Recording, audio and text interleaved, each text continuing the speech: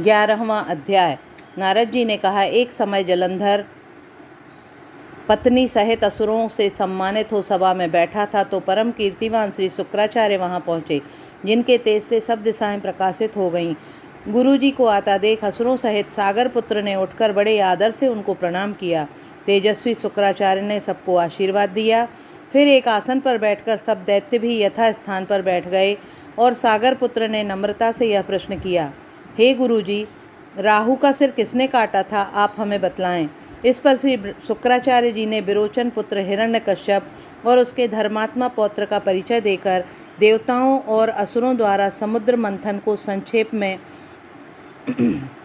सब कथा कहकर यह बतलाया कि जब समुद्र से अमृत निकला तो उसे देव रूप से राहु पीने चला।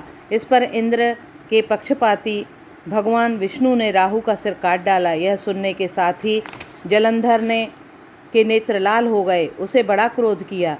फिर अपने धस्मर नामक दूत को बुलाकर उसने कहा, सब वृतांत सुनाया और उसे यह आज्ञा दी, तुम शीघ्र ही इंद्रपुरी में जाकर इंद्र को मेरी शरण में ले आओ। धस्मर जलंधर का बड़ा निपुण दूत था। वह शीघ्र ही इंद्र की सुधर्मा नामक सभा में जा पहुंचा और जलंधर के शब्दों में कहा, हे देवाधम, तुमने समुद्र को क्यों मथा और मेरे पिता के सब रत्नों को क्यों ले लिया? ऐसा करके तुमने अच्छा नहीं किया। यदि तुम अपना भला चाहते हो तो उन सब रत्नों सहित देवताओं को मेरी शरण में ले आओ, अन्यथा हे सुराधम, मैं सत्य कहता हूँ, तेरा राज्य ध्वंस हो जाएगा। इस पर इंद्र बहुत विस्मित हुआ और कहने लगा, पहले सागर ने मेरे भय से सब पर्वतों को अपनी कुक्षी में स्थान दिया और मेरे शत्रु दैत्यों की क्यों रक्षा की? इसी कारण मैंने उसके सब रत्नों का हरण किया है। मैं भी सत्य कहता हूँ कि मेरा द्रोही सुखी नहीं रह सकता। इंद्र की यह बात सुनकर वह दूत शीघ्र ही जलंधर के पास आया और सब बातें उसे कह सुनाई, जिन्हें सुनते ही दैत्य मारे क्रोध के अपने होंठ काटने लगा और देवताओं को जीतने के लिए उसने उद्योग आरंभ किया। फिर तो सब दिशाओं तथा पाताल से करोड़ों दैत्य उसके पास पहुंच गए। शुंभ निशुंभ सेनापतियों को साथ लेकर जलंधर इंद्र से युद्ध करने लगा। शीघ्र ही इंद्र के नंदन वन में उसने अपनी विशाल सेना उतार दी।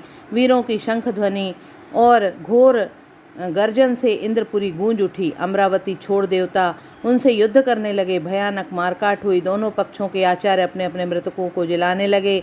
असुरों के आचार्य गुरु शुक्र अपनी मृत संजीवनी विद्या से अपने देव गुरु बृहस्पति द्रोणागिरी से औषधि लाकर मुर्दों को जलाते रहे। इस पर जलंधर ने अपने गुरु शुक्राचार्य से क्रुद्ध होकर कहा, मेरे हाथ से मरे हुए देवता जी कैसे जाते हैं?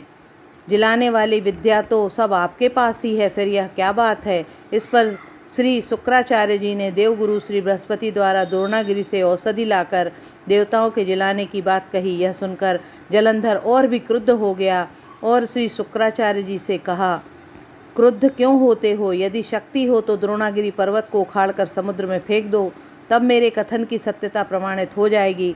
इस पर जलंधर क्रुद्ध होकर शीघ्र ही द्रोणागिरी पर्वत के पास पहुंचा और अपनी भुजाओं के द्वारा उसे जड़ से उखाड़कर समुद्र में फेंक दिया।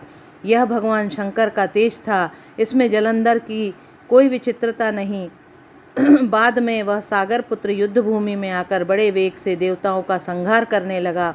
जब बृहस्पति औषध लेने के लिए द्रोणागिरी पर्वत पर पहुँचे तो द्रोणागिरी की जगह पर वहाँ उन्हें सूना मैदान मिला। तो वह भयभीत होकर देवताओं के पास आए और कहा कि युद्ध बंद कर दो, तुम लोग अब जलंधर को जीत नहीं सकोगे। पहले इंद्र ने जो भगवान शंकर का अपमान किया था, यह उसी का फल है। यह सुनकर देवता युद्ध की आशा त्याग अत्यंत ही व्याकुल होकर इधर उधर भाग निकले। सिंधु सुत निर्भय होकर अमरावती में प्रविष्ट हो गया। इंद्र आदि देवताओं ने गुफाओं में शरण ली। बोलिए वृंदावन बिहारी लाल की जय।